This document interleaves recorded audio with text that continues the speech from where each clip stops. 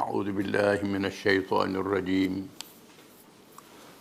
بسم الله الرحمن الرحيم ألف لام ميم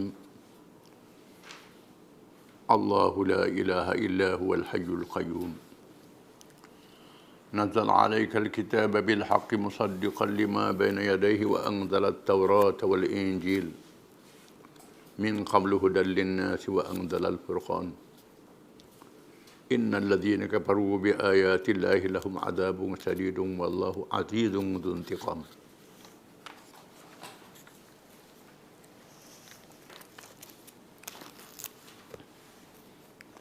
Alif Lam Mim. Dengan nama Allah yang Maha Pemurah lagi Maha Mengasihani. Alif Lam Mim.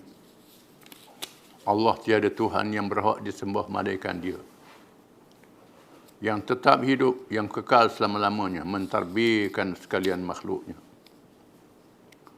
Ia menurunkan kepadamu, wahai Muhammad SAW, kitab suci Al-Quran. Dengan mengandungi kebenaran, ia mengesahkan isi-isi kitab suci yang telah diturunkan dahulu daripadanya. Dan ia juga yang menurunkan kitab-kitab Taurah dan Injil sebelum Al-Quran diturunkan, menjadi petunjuk bagi umat manusia. Dan ia juga yang menurunkan Al-Furqan, yang membedakan antara yang benar dengan yang salah. Sesungguhnya orang-orang yang kufur ingkar akan ayat-ayat keterangan Allah itu adalah bagi mereka azab seksa yang amat berat. Dan ingatlah Allah Maha Kuasa lagi berhak membalas dengan azab seksa pergulungan yang bersalah.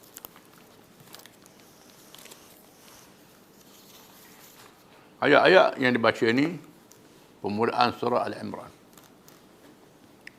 Kita akan tafsirkan surah Al-Imran. Surah Al-Imran termasuk dalam surah-surah yang panjang dalam Quran. Di samping surah Al-Baqarah yang tertafsir dulu, surah Al-Imran, surah yang panjang, yang panjang-panjang.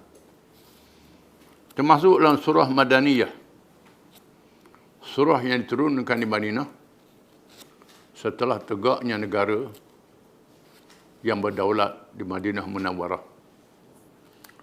Surah yang banyak menyatakan di dalamnya hukum-hukum syariat, melaksanakan pemerintahan negara dan hidup bermasyarakat. Di samping menyatakan perkara akidah. Terkandung dalam surah ini dua rukun yang penting daripada rukun agama. Yang pertama, rukun akidah. Rukun beriman merupakan perkara yang penting yang menentukan sah dan tidak sahnya amal kita. Dengan ditegakkan dalil-dalil dan hujah-hujah berkait dengan keesaan Allah Subhanahu wa taala.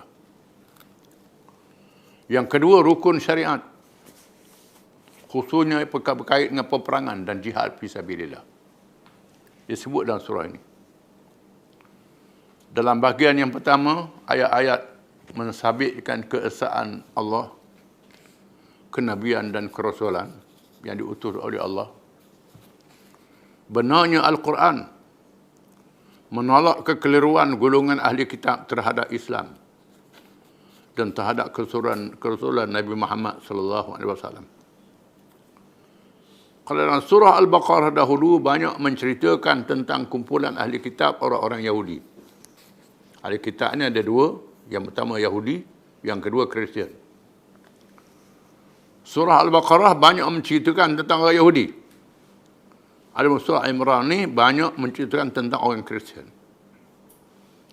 Tentang Yahudi banyak disebut dalam surah Al-Baqarah. Al-Imran menceritakan penyelewengan orang-orang Kristian. Bukan sahaja mereka salah dalam kepercayaan pada Tuhan, membohongi kerasulan Nabi Muhammad SAW. Mereka juga salah akidah terhadap Nabi Isa AS. Dengan menganggap Nabi Isa itu sebagai Tuhan, anak Tuhan, Maryam itu isteri Tuhan. Tiga dalam satu, satu dalam tiga. Mereka pun tak faham nak tafsirkannya.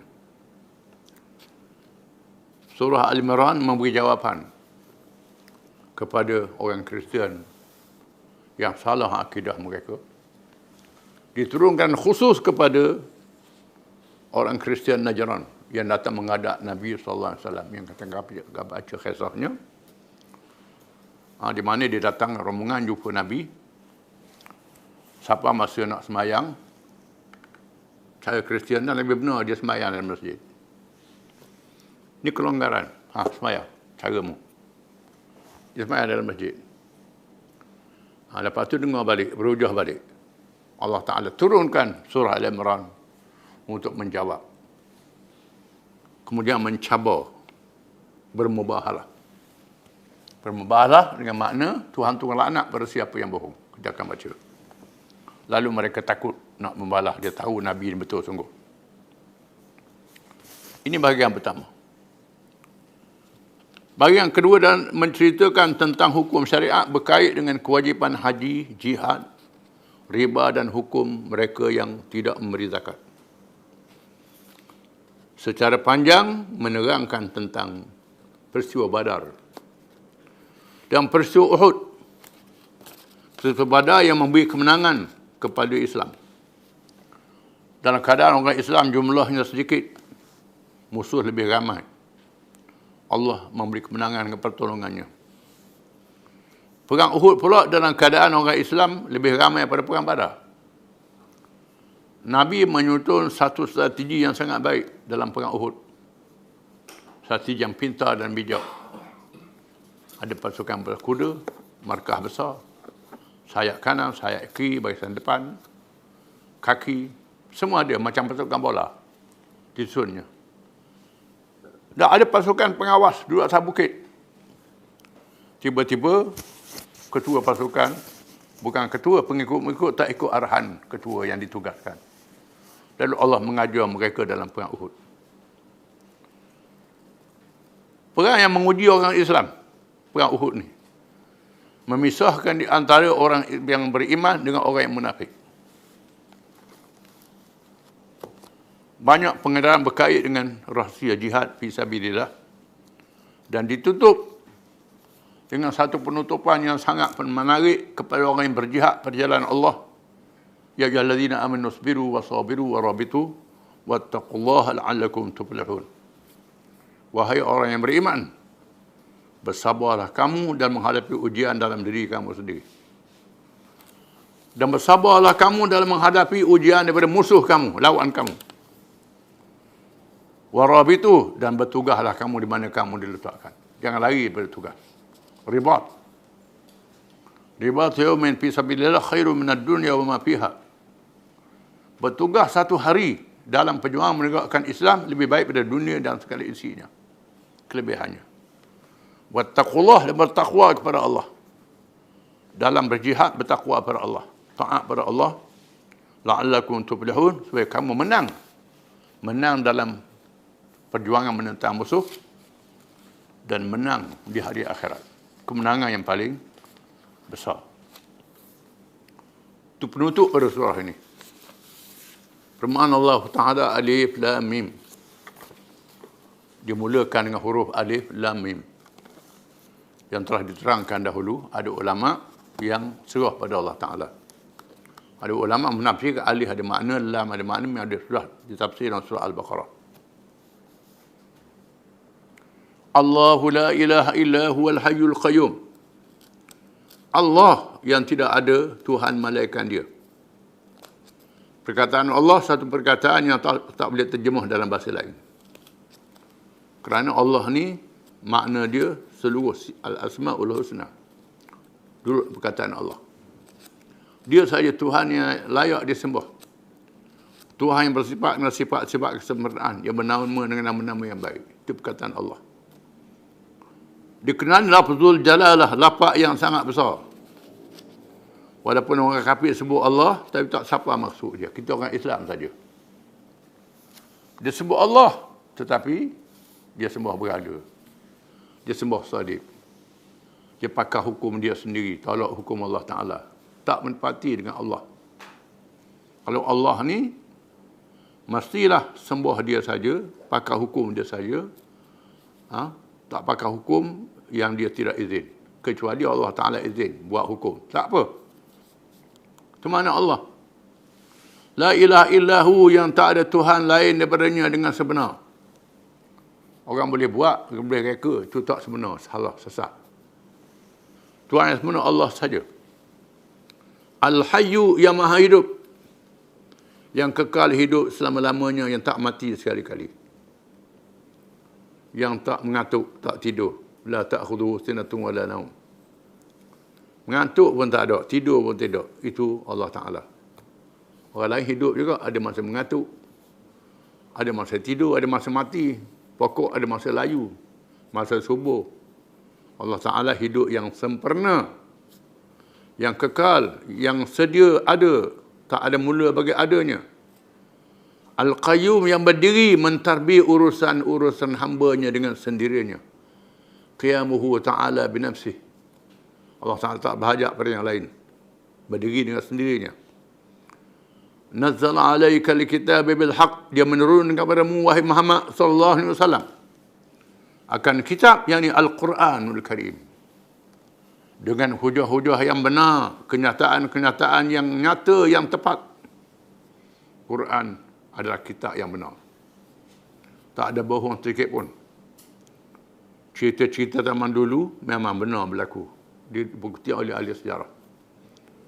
Perkara yang terkini tentang angkasa lepas, bintang-bintang keluar di langit, matahari, bulan yang beredar, segala kenyataan Quran adalah benar.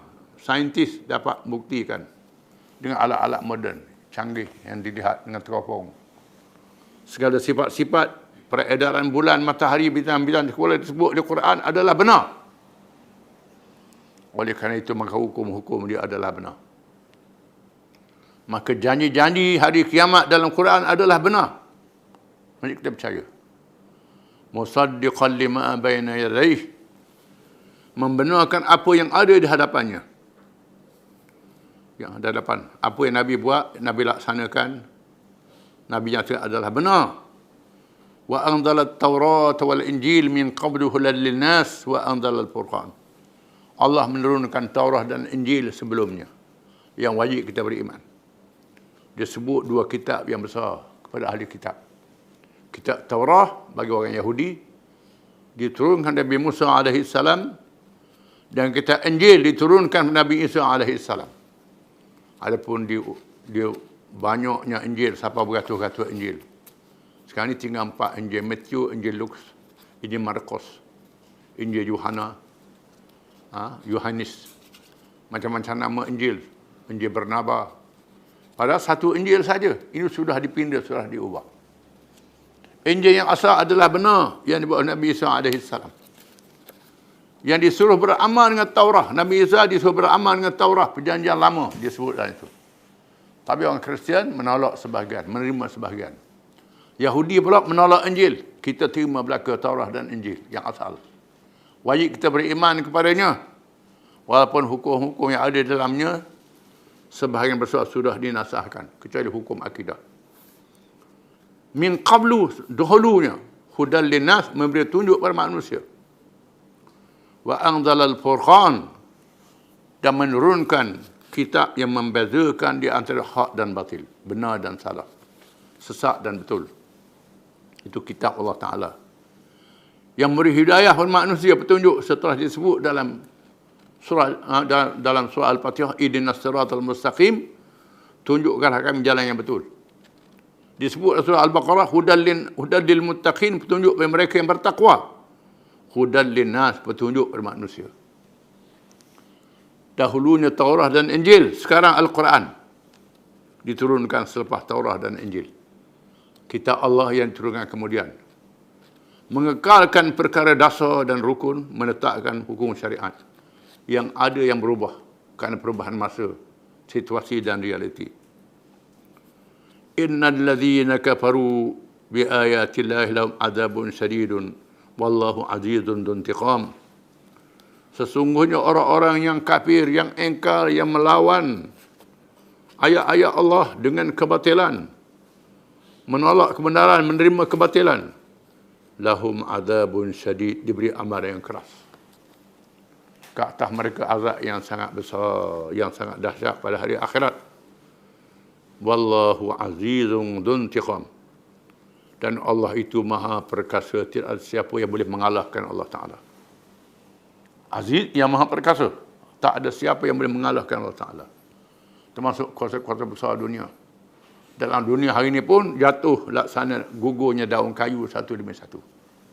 Itulah kuasa besar dunia. Rom, Parsi jatuh. Jerman, Jepun jatuh. Britain jatuh. Amerika, British jatuh. Semua jatuh. Yang kekalnya kuasa Allah Ta'ala tadi. Bahkan orang Islam yang berkuasa pun bila tinggal Islam jatuh juga. Yang kekalnya ialah kuasa Allah Ta'ala. Selagi orang Islam ikut petunjuk Quran, maka terus berkuasa. Bila tinggal Quran jatuh. Tinggal Quran jatuh. Kerajaan Osmaniyah dulu jatuh kerana meninggalkan Quran. Begitulah kerajaan Abbasiyah jatuh tinggal Quran. Umayyah jatuh tinggal Quran. Khulafa Ar-Rasyidin dengan matinya khalifah-khalifah lain. Zaman Khulafa Ar-Rasyidin, zaman orang berpegang dengan Quran. Habis zaman itu dengan matinya Khulafa Ar-Rasyidin. Adapun jatuhnya Umayyah, jatuhnya Abbasiyah dengan sebab meninggalkan Islam. Begitulah keadaannya kemudian. Allah Ta'ala Maha Perkasa, tak ada siapa yang mengalahkan. Dzuntiqam, yang Maha membalas. Siapa yang derhaka, Allah Ta'ala balas. Dengan balasan yang adil hisab pada hari kiamat kelak. Tak boleh elok dia berbalasan Allah Ta'ala. Wallahu a'lam.